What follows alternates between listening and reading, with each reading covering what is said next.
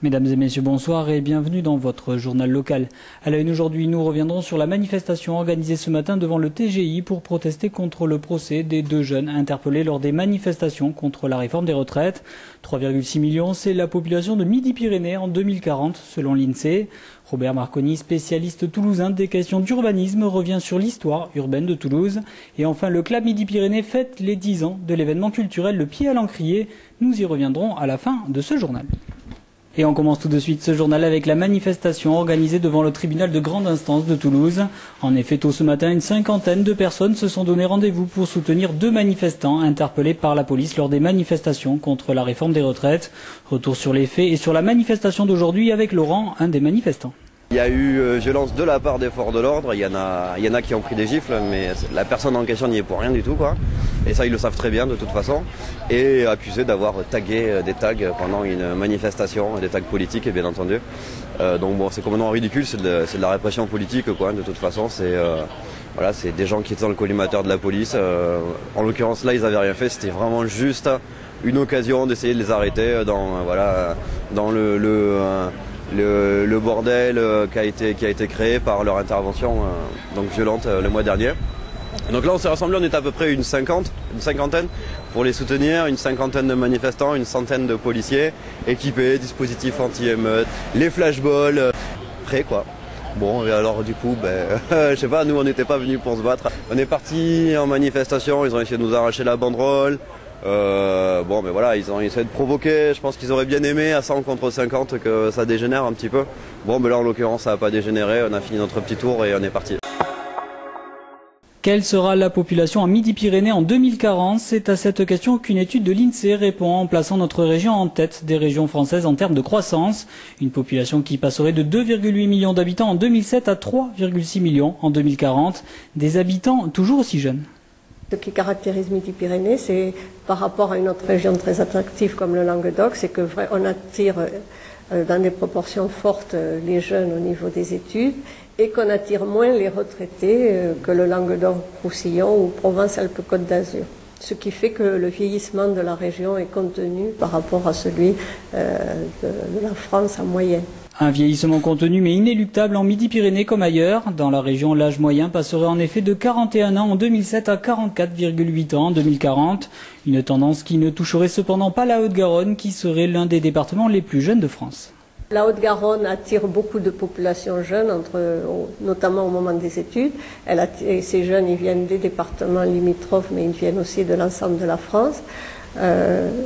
L'essentiel des migrations, des échanges migratoires pour Midi-Pyrénées proviennent des échanges avec l'Île-de-France, le Languedoc. Il y a un léger déficit de jeunes aux alentours de 24-25 ans. La plupart vont rechercher un premier emploi en région parisienne et reviennent ensuite dans la région un peu plus tard.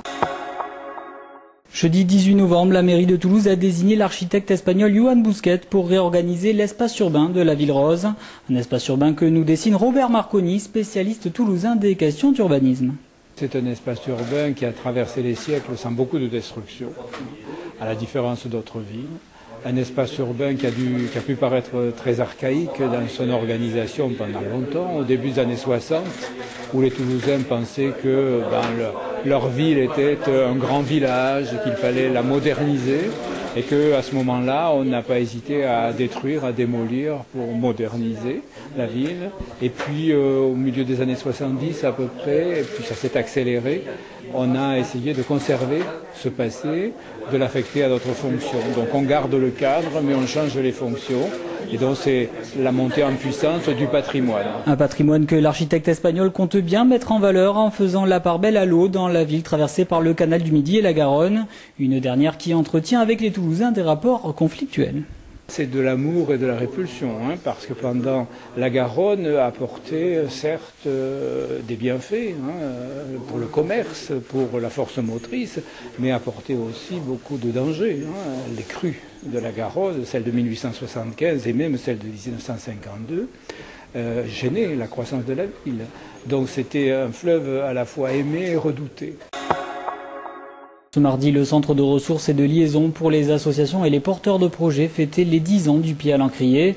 Cette fête régionale de l'écriture et de l'expression célèbre l'apprentissage et le réapprentissage de la langue française. Parmi les animations, des étrangers qui suivent des cours de français ont pu échanger avec les écrivains Michel Baglin et Didier Goupil. Françoise Prat est formatrice au CCAS de Grenade et nous explique l'intérêt de cette participation pour ceux qui suivent ces ateliers. Participer au Pied à l'Encrier, donc, c'est valoriser le travail écrit que peuvent faire les adultes étrangers. C'est aussi une édition, une publication de leurs textes. Alors là, je peux vous dire que ça crée non seulement la surprise, mais une estimation, disons, redéfinie par rapport à ce qu'on pouvait penser préalablement. Et ensuite, par rapport à la rencontre avec les auteurs, c'est raccourcir la distance entre le livre et soi, parce qu'on a toujours une représentation du livre qui est celle justement de quelqu'un qui a beaucoup de connaissances, qui a fait beaucoup d'études. Et en fait, avec cette rencontre, on voit bien que les auteurs ont besoin d'écrire. Ils ont des choses à raconter et qui n'ont pas forcément un bagage intellectuel comme on peut s'imaginer. Certes, il en faut, c'est pas ce que je viens de dire, hein, mais c'est pas un frein. Donc cette rencontre permet justement de dédramatiser les livres et l'écrit, je pense. Voilà, c'est la fin de ce journal. Merci à vous de l'avoir suivi. Dans quelques instants, on se retrouve pour l'invité du jour. Ce soir, c'est Perrine Pellen qui revient sur la candidature d'Annecy pour les Jeux Olympiques de 2018.